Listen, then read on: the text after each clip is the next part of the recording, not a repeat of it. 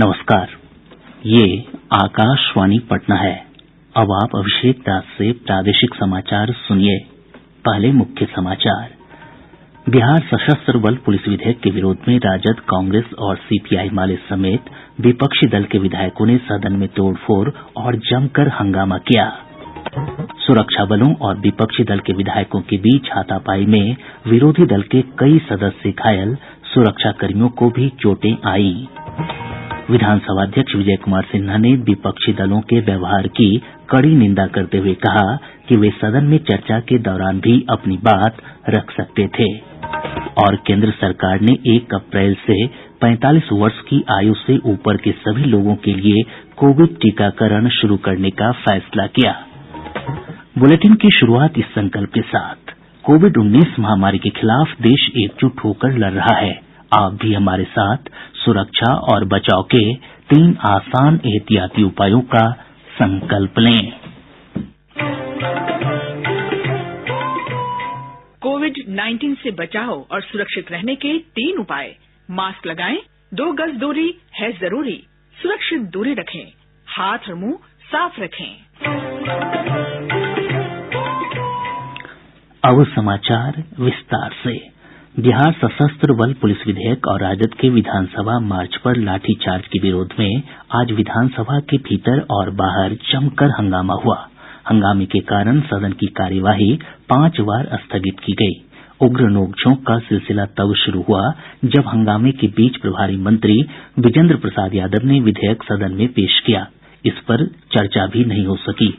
विपक्षी दल के सदस्य बिहार सशस्त्र बल पुलिस विधेयक को पारित होने से रोकने के लिए उग्र हो गए और सदन में तोड़फोड़ भी की। जब 4:30 बजे सदन की कार्यवाही शुरू होनी थी, तब विपक्षी दल राजद, कांग्रेस, सीपीआई माले और अन्य वाम दलों के विधायकों ने अध्यक्ष विजय कुमार सिन्हा के कक्ष को घेर लिया।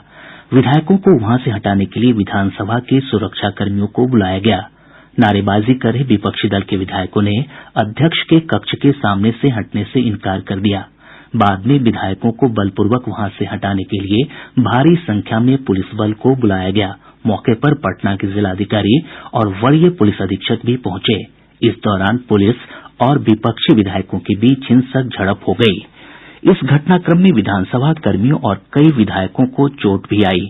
बाद में एम्बुलेंस को सदन परिसर में बुलाया गया और घायल लोगों को इलाज के लिए अस्पताल ले जाया गया। घटना के विरोध में राजद सहित विपक्ष के विधायक सदन के बाहर धरना पर बैठ गए, जिन्हें बलपूर्वक हटा दिया गया। इसके बाद विपक्ष की महिला विधायकों ने सदन में अध्यक्ष का आसन घेरने का प्रयास किया ताकि विधेयक को पारित नहीं किया जा सके। उन्हें सुरक्षा बलों और विधानसभा के सुरक्षा कर्मियों ने बलपूर्वक हटा दिया। राजद की मंजू अग्रवाल ने संवाददाताओं से कहा कि विधेयक काला कानून है, इसलिए वे उसका विरोध कर रही हैं। विपक्षी महिला विधायकों ने मीडिया कर्मियों से कहा कि सुरक्षा बलों ने उनके साथ बदसलूकी की है। इससे पहले सदन में दिन भर हंगामा होता रहा। विरोध कर रहे सदस्यों ने 4:30 बजे सदन के भीतर अध्यासीन सदस्य प्रेम कुमार के हाथ से बिल की प्रति छीनने की कोशिश की। अध्यासीन सदस्य विधेयक पर चर्चा की शुरुआत कराना चाह रहे थे। हंगामे के कारण सदन की कार्यवाही फिर स्थगित कर दी गई। विपक्ष के विधायक सदन के भीतर धरने पर बैठ गए हैं। स्थिति पर नियंत्रण के लिए सदन के भीतर राज्य रैपिड एक्शन फोर्स के जवानों को तैनात कर दिया गया है। नेता प्रतिपक्ष तेजस्वी प्रसाद यादव के साथ भी सुरक्षा बलों की हाथापाई की खबर है। धरने पर बैठे विधायकों के कारण विधानसभा अध्यक्ष अपने कार्यालय कक्ष से बाहर नहीं निकल पा रहे हैं। इधर विधानसभा में आज तीसरी बार जब कार्यवाही शुरू हुई, तब बिहार विशेष सशस्त्र पुलिस विधेयक पेश किया गया। इस विधेयक को लेकर सुबह कार्यवाही शुरू होने के बाद से ही विपक्षी दलों ने जमकर हंगामा किया। विपक्षी दलों का कहना था कि इस विधेयक के जरिए बिहार पुलिस को निरंकुश अधिकार दिए जा रहे हैं। विधेयक के पारित होने के बाद पुलिस किसी को बेवजह पकड़कर जेल में रख सकती है। आज हंगामे के चलते सदन में प्रश्नकाल, शून्यकाल और ध्यानाकर्षण नहीं हो सका।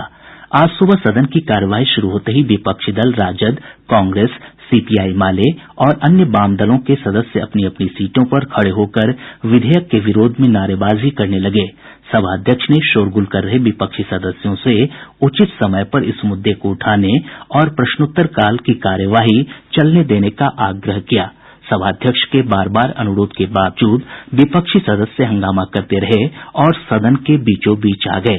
भारी हंगामे और शोरगुल को देखते हुए अध्यक्ष ने पहले 12 बजे तक के लिए कार्यवाही स्थगित कर दी। दोबारा जब 12 बजे सदन की बैठक शुरू हुई, विपक्ष के सदस्यों का हंगामा फिर शुरू हो गया। वे विधेयक के खिलाफ फिर से नारेबाजी करने लगे और सदन के बीचों बीच आ गए। शोरगुल के बीच ही उप मुख्यमंत्री तारकिशोर प्रसाद ने राज्य के सामाजिक और आर्थिक प्रक्षेत्र पर भारत के नियंत्रक और महालेखा परीक्षक सीएजी की रिपोर्ट सदन पटल पर रखी। इस दौरान विपक्ष के कई सदस्य सत्ता पक्ष की ओर पहुंच गए। उप मुख्यमंत्री जब रिपोर्ट सदन के पटल पर रख रहे थे, उसी दौरान राजद के एक सदस्य ने उनसे फाइल छीनने की कोशिश की। हंगामे के बीच कई सदस्यों ने रिपोर्टर टेबल को पलट दिया और विधेयक की प्रतियां फाड़कर फेंक दी। स्थिति अनियंत्रित होता देख अध्यक्ष ने सदन के सुरक्षाकर्मियों को बुला लिया। आवश्यक प्रतिवेदन सदन के पटल पर रखने के बाद अध्यक्ष ने दोपहर 2 बजे तक के लिए फिर से कार्यवाही स्थगित कर दी। दोपहर 2 बजे जब कार्यवाही शुरू हुई, स्थिति में कोई बदलाव नहीं था। विपक्ष के सदस्य फिर से शोरगुल और नारेबाजी करने लगे। इसी बीच उप मुख्यमंत्री ने राजकोषीय उत्तरदायित्व विधेयक सदन के पटल पर रखा। संसदीय कार्य मंत्री विजय कुमार चौधरी ने इसके बाद मंत्री से फाइल छीनने वाले सदस्य के खिलाफ कार्रवाई की मांग की। इसके बाद सदन की कार्यवाही दोपहर 3 बजे तक के लिए स्थगित हो गई। 3 बजे के बाद जब सदन की कार्यवाही एक बार फिर शुरू हुई, तो अध्यक्ष ने गृह विभाग के मंत्री को बिहार विशेष सशस्त्र पुलिस विधेयक पेश करने को कहा। इस पर नेता प्रतिपक्ष तेजस्वी प्रसाद यादव अपनी सीट पर खड़े होकर अपनी बात कहने लगे। विपक्षी सदस्यों ने भारी हंगामा शुरू कर दिया। इस बीच प्रभारी गृह मंत्री विजेंद्र प्रसाद यादव ने विधेयक को सदन में पेश किया। विधानसभा अध्यक्ष विजय कुमार सिन्हा ने विपक्षी दलों के हंगामे और उग्र व्यवहार की कड़ी निंदा करते हुए कहा कि वे सदन में चर्चा के दौरान भी अपनी बात रख सकते थे। श्री सिन्हा ने कहा कि विधेयक पर चर्चा का समय आज निर्धारित किया गया था। विपक्ष के सदस्यों का नाम भी पुकारा गया, वे उस समय अपनी बात रख सकते थे। उन्होंने कहा कि इस तरह का आचरण लोकतंत्र में किसी भी सूरत में स्वीकार्य नहीं है।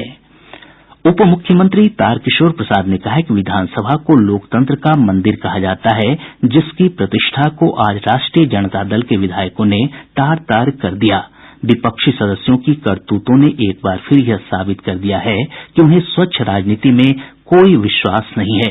गौरतलब है कि सदन की कार्यवाही के दौरान विपक्षी दल के सदस्यों ने उप मुख्यमंत्री से फाइल छीनने की भी कोशिश की थी। वे उस समय नियंत्रक और महालेखा परीक्षक की रिपोर्ट सदन के पटल पर रख रहे थे। प्रादेशिक समाचार आप आकाशवाणी पटना से सुन रहे हैं। बेरोजगारी, बढ़ती महंगाई और राज्य की कानून व्यवस्था समेत अन्य मुद्दों को लेकर राजद द्वारा आयोजित बिहार विधानसभा के घेराव कार्यक्रम के दौरान पुलिस और पार्टी कार्यकर्ताओं के बीच हिंसक झड़प हो गयी। राजद कार्यकर्ता जेपी गोलम्बर पर लगाये गये बैरिकेडिंग को तोड़कर आगे बढ़ गये। पटना के डाक बंगला चौराहा पर पुलिस द्वारा रोके जाने के बाद पार्टी कार्यकर्ता उग्र हो गये। पुलिस को स्थिति नियंत्रित करने के लिए वाटर कैनन और बल प्रयोग करना पड़ा। इसके बाद प्रदर्शनकारियों की तरफ से पुलिस पर पथराव कर दिया गया।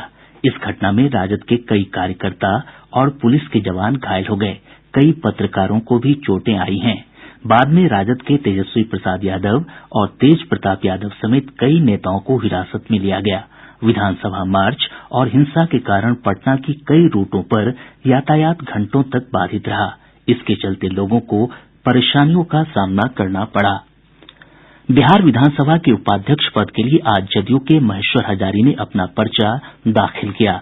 महेश्वर हजारी को एनडीए ने अपना उम्मीदवार बनाया है। नामांकन के समय मुख्यमंत्री नीतीश कुमार, उप मुख्यमंत्री तारकिशोर प्रसाद समेत राज्य मंत्रिमंडल के कई सदस्य मौजूद रहे। इधर महागठबंधन की ओर से उपाध्यक्ष पद के लिए भूदेव चौधरी ने पर्चा भरा है। उनके नामांकन के समय राजद के भाई वीरेंद्र और भाकपा माले के महबूब आलम समेत विपक्ष के कई विधायक उपस्थित थे। उपाध्यक्ष पद के लिए कल मतदान होगा। केंद्र सरकार ने 1 अप्रैल से 45 वर्ष की आयु से ऊपर के सभी लोगों के लिए कोविड टीकाकरण शुरू करने का फैसला किया है। आज नई दिल्ली में मंत्रिमंडल की बैठक के बाद पत्रकारों को जानकारी देते हुए केंद्रीय मंत्री प्रकाश जावड़ेकर ने सभी पात्र लोगों से तुरंत पंजीकरण कराने और टीका लगवाने का अनुरोध किया है। पहला फैसला ये कि 1 अप्रैल के बाद 45 से ऊपर कोई भी हो जिसको बीमारी है या नहीं है, सबको वैक्सीन उपलब्ध होगा। उसके लिए उसे अब कोई दाखिला लाने की, सर्टिफिकेट लाने की जरूरत नहीं है। इसलिए हमारी सबको दरख्वास्त है कि जो भी 45 के ऊपर है, सब लोग अपना नाम रजिस्टर करें और अपॉइंटमेंट लेकर वो टीका लगाए। श्री जावड़ेकर ने कहा कि कोरोना की वैक्सीन कोविशील्ड के पहले और दूसरे डोज के बीच के अंतर को बढ़ाकर 4 से 8 सप्ताह किया गया है कि जो वैक्सीन के दरमियान ये पहले बताया था कि पहले डोज के बाद 4 या 6 सप्ताह में ही वैक्सीन लेना चाहिए, दूसरा डोज। लेकिन अब वैज्ञानिकों ने पाया है कि कोविशील्ड का डोज 4 से 8 सप्ताह के दरमियान लेना ठीक है, यानी 8 सप्ताह तक उसका अंतर बढ़ा सकते हैं, उसका लाभ ही है। केंद्रीय मंत्री ने यह भी स्पष्ट किया कि वैक्सीन पर्याप्त मात्रा में उपलब्ध है और इसकी कोई कमी नहीं है। वैक्सीन पर्याप्त मात्रा में उपलब्ध है, उसकी चिंता करने की जरूरत नहीं है। और भारत को अभिमान है कि भारत के दोनों वैक्सीन बहुत अच्छे सफल है। खुद प्रधानमंत्री ने कोवैक्सीन लेकर एक तरह से उस मुहिम का शुभारंभ किया था और इसलिए कोई भी वैक्सीन ले, डॉक्टर के सलाह से दूसरा डोज ले और अपना नाम रजिस्टर करके पहले वैक्सीन ले ले। प्रदेश में अब तक 19,89,636 लोगों को कोविड के टीके दिए जा चुके हैं। इसमें 15,98,397 लोगों को टीके की पहली डोज, जबकि 3,91,239 लोगों को दूसरी डोज दी गई है। प्रदेश में कोरोना के सक्रिय मामलों की संख्या में लगातार बढ़ोतरी हो रही है। अभी 522 मरीजों का उपचार चल रहा है। इसमें सबसे अधिक पटना से 242 मामले हैं। स्वास्थ्य विभाग के अनुसार कल प्रदेश के 21 जिलों से कोविड के 90 नये मामलों की पुष्टि हुई है। सबसे अधिक पटना से 43 पॉजिटिव मामले सामने आए हैं। राज्य में कोविड से स्वस्थ होने की दर 99.21% है। प्रदेश भर में मास्क चेकिंग के लिए सघन अभियान चलाया जा रहा है। जो लोग मास्क के बिना पकड़े जा रहे हैं, उन पर जुर्माना किया जा रहा है। साथ ही दुकानों पर भी मास्क की चेकिंग चल रही है। सरकार ने कहा है कि जिस दुकान में दुकानदार या ग्राहक बिना मास्क के मिलेंगे, साथ ही जिन दुकानों पर सुरक्षित दूरी के नियमों का पालन नहीं किया जाएगा, वैसे दुकानों को सील करने की कार्रवाई होगी। जमुई जिले के गिद्धौर प्राथमिक स्वास्थ्य केंद्र के प्रभारी डॉक्टर रामस्वरूप चौधरी ने फांसी लगाकर आत्महत्या कर ली। पुलिस ने बताया कि मौके से सुसाइड नोट बरामद हुआ है। भागलपुर स्थित जवाहरलाल नेहरू चिकित्सा महाविद्यालय अस्पताल में इलाज के दौरान 3 कैदियों की मौत हो गई। सभी गंभीर रूप से बीमार थे। शेखपुरा जिले के कसार थाना क्षेत्र के बरसा गांव में स्कूली बच्चों को ले जा रहे एक ऑटो रिक्शा और ट्रक के बीच हुई टक्कर में एक छात्र की मौत हो गई। हादसे में 6 छात्र घायल हो गए हैं। जमुई जिले के खैरा थाने के लाल दैया चौक के पास से पुलिस ने एक वाहन से हथियार समेत 8 अपराधियों को गिरफ्तार किया है। और अब अंत में मुख्य समाचार एक बार फिर। बिहार सशस्त्र बल पुलिस विधेयक के विरोध में राजद, कांग्रेस और सीपीआई माले समेत विपक्षी दल के विधायकों ने सदन में तोड़फोड़ और जमकर हंगामा किया। सुरक्षा बलों और विपक्षी दल के विधायकों के बीच हाथापाई में विरोधी दल के कई सदस्य घायल, सुरक्षाकर्मियों को भी चोटें आईं। विधानसभा अध्यक्ष विजय कुमार सिन्हा ने विपक्षी दलों के व्यवहार की कड़ी निंदा करते हुए कहा कि वे सदन में चर्चा के दौरान भी अपनी बात रख सकते थे। और केंद्र सरकार ने 1 अप्रैल से 45 वर्ष की आयु से ऊपर के सभी लोगों के लिए कोविड टीकाकरण शुरू करने का फैसला किया। इसके साथ ही आकाशवाणी पटना से प्रसारित प्रादेशिक समाचार का ये अंक समाप्त हुआ। कोविड-19 से बचाव और सुरक्षित रहने के 3 उपाय।